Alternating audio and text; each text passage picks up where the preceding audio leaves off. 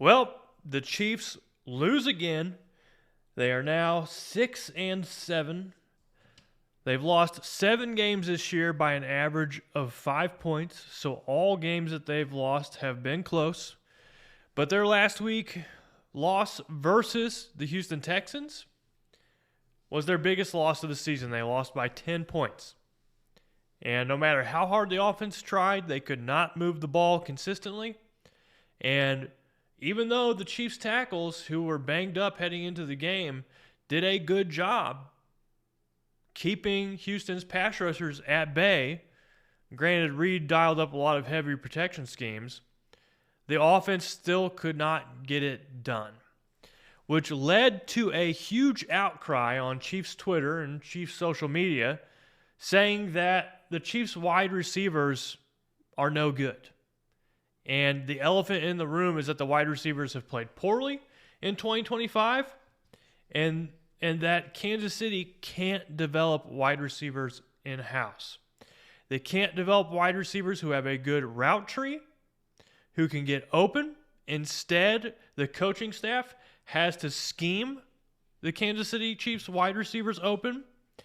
And if the Chiefs had better wide receivers, Travis Kelce wouldn't even be a serious option for the offense.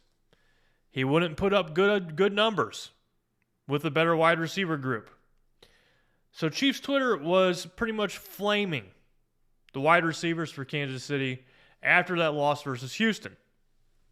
And I hate to tell you this, but I am going to put a little bit of water on those flames because you have to understand, going into that game, Houston had the number 1 ranked defense. The Chiefs were down 2 starting tackles. They had to go into max protect mode for much of the game. And then, yes, wide receivers dropped a lot of passes in that game. But Mahomes could have played better too.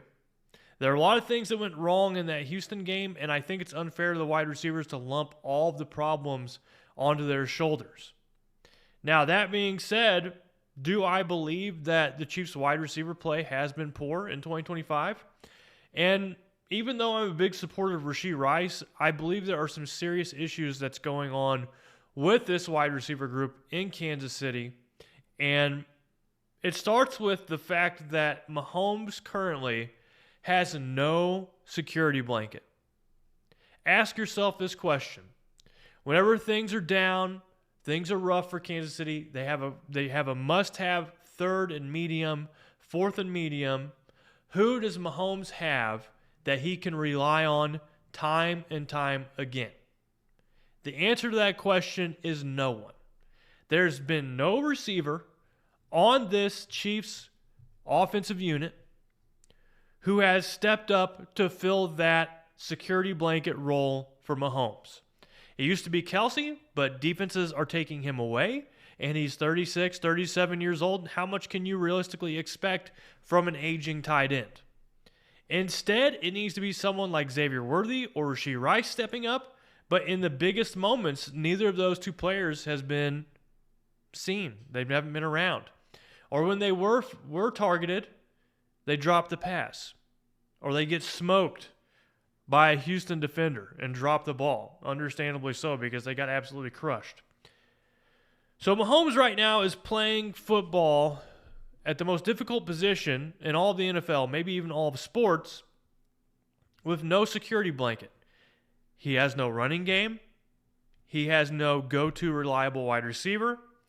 And this is part of the frustration that Chiefs fans are feeling whenever they're saying that the Chiefs have no really good wide receiver options for Mahomes to throw the ball to. I disagree with that. I think that both Rice and Worthy are good options for this Chiefs offense, but they do not have a receiver who has jump ball ability or contested catch ability. And if they do, Mahomes does not trust that receiver enough to throw them the ball. So you look at how this offense has progressed over time, and both Travis Kelce getting older, Tyreek Hill going and moving on, this group doesn't have that go-to guy anymore. And that's the piece this offense is missing more than anything. You go back through the history of the NFL, and there have been some very huge acquisitions by teams who were trying to make a push after their offense had sputtered. One of them was Andy Reid when he decided to sign Terrell Owens when he was coaching for the Eagles. And then you have Randy Moss going to the Patriots. And Tom Brady and the Patriots with Randy Moss went on to put up insane numbers. So the question I have for the Chiefs during the offseason is, are you going to take your Randy Moss moment? Are you going to have a Randy Moss moment? Are you going to have a Terrell Owens moment? Are you going to do whatever it takes to bring in some top-flight talent at wide receiver who can catch contested passes, has high pointability, and can be that security blanket for Mahomes when all else fails? He has to have that in 2026. He doesn't have it now, and there's no way it's going to improve in Kansas City in 2025. Underdog just dropped prediction markets, spreads, totals, and team outcomes. And the best part, you can combine them with player picks for bigger multipliers. It's available. You could sign up today with the code RGRFootball and make a $5 fantasy entry to get $100 in fantasy bonus entries.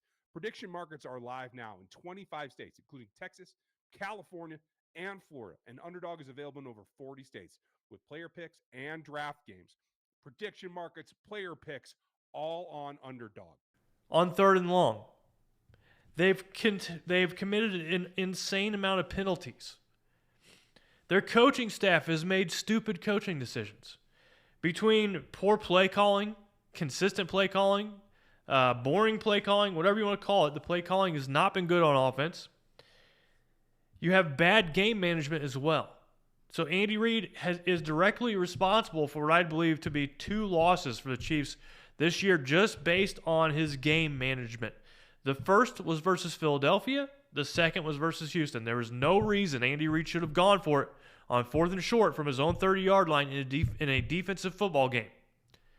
He should have trusted his defense, kicked the ball, waited for another time to score. And overall, the play of this team, offensively in particular, has been sloppy. These are mental issues. They can be fixed if the Chiefs know how to address them.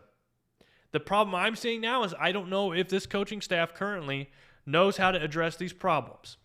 And the question I have for the Chiefs is, who is the enforcer on the coaching staff? Who is the person who's going to light a fire under the team and be the real disciplinarian whenever things get hard? I don't think the Chiefs are getting that from Matt Nagy on offense. If you remember, back in 2022, there were stories leaking about Bieniemy being a real jerk to the Chiefs players on offense, being so demanding of perfection, getting every little thing right. And he was making players like Mahomes and Kelce angry because of the way he was treating them and how particular he was. Maybe that wasn't such a bad thing. Maybe it wasn't such a bad thing that Eric Bieniemy was there to light a fire under the players. Because if you look back at the 2022 Chiefs, they sure as hell paid a lot better attention to detail. They looked a lot more disciplined. They weren't dropping passes 10 times in a game, in a must-win game. And so my question for this coaching staff for Kansas City is who's going to step forward and bring accountability to the table? Who's going to be the bad guy when things get bad, when things get rough? Obviously, these are professional football players, and they shouldn't need that motivation. But this group, from everything we've seen on the field, has a total lack of accountability, lack of dedication to execution in the highest moments of the game. And that comes from the top down. Starts with Andy Reid, trickles through the coordinators and all the other coaches on the staff. So who on the staff is going to be that enforcer? Let me know down in the comments if you think the Chiefs have someone that's holding players accountable, or if you think that there's been a void in that area for the Chiefs, especially on offense, ever since Eric Bieniemy left. Let me know down in the comments. And I really want to leave the video by saying this. I do believe the Chiefs are a good football team.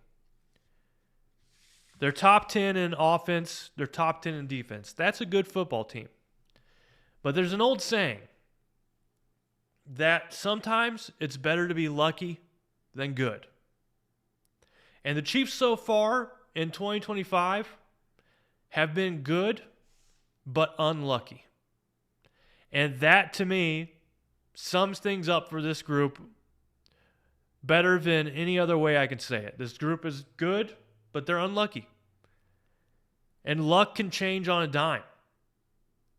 And if the Chiefs are to make it to the playoffs in 2025, they're going to need some luck. They're going to need a complete 180 in their fortunes so far this season.